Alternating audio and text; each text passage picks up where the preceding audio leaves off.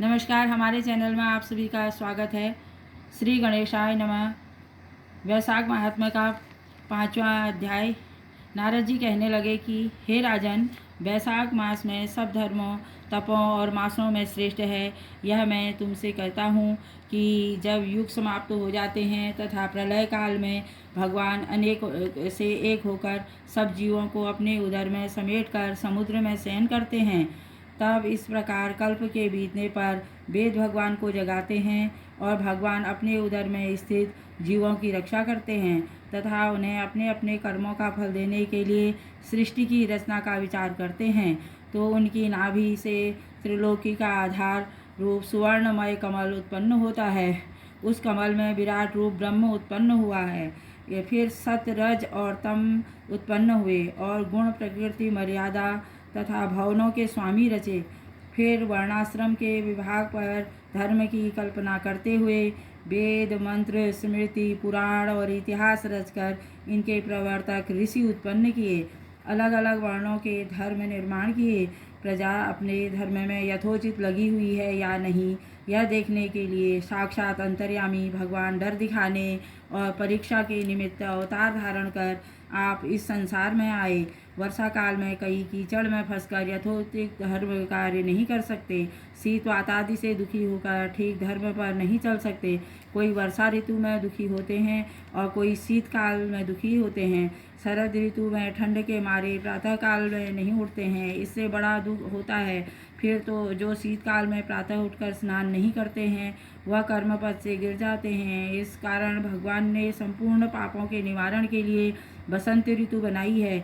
यह ऋतु स्नान, दान, यज्ञ और सब भोगों के लिए अनुकूल है। इस ऋतु में धनवान सब ऋतु वस्तु संग्रह कर लेते हैं, परंतु निर्धन और भगवान के आश्रित जिनके लिए धर्म का ही साधन सब प्रकार का द्रव्य है, वो बसंत ऋतु में संपूर्ण द्रव्य लोगों को सुखदायक होते हैं। लूले, लंगड़े, व्याकुल और महात्माओं को जलादि संपूर्ण द्रव्य उपलब्ध हैं।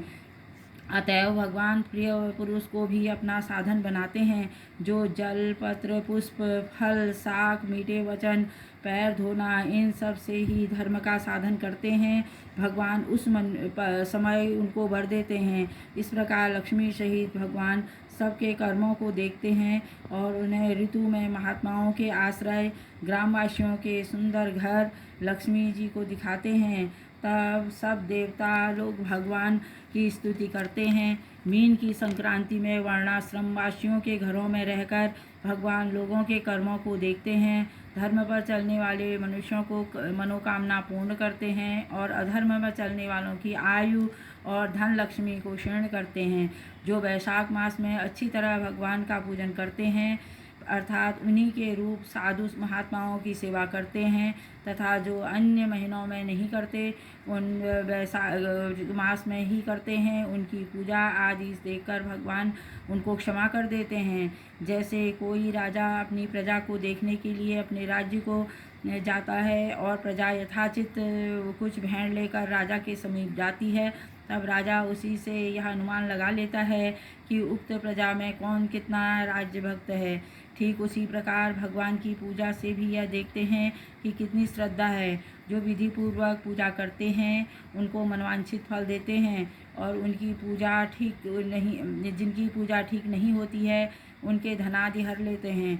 भगवान इस मास में सब प्राणियों की परीक्षा लेते हैं, इसलिए यह मास व्रत, यज्ञ, तप, दान और स्नान में सबसे उत्तम है।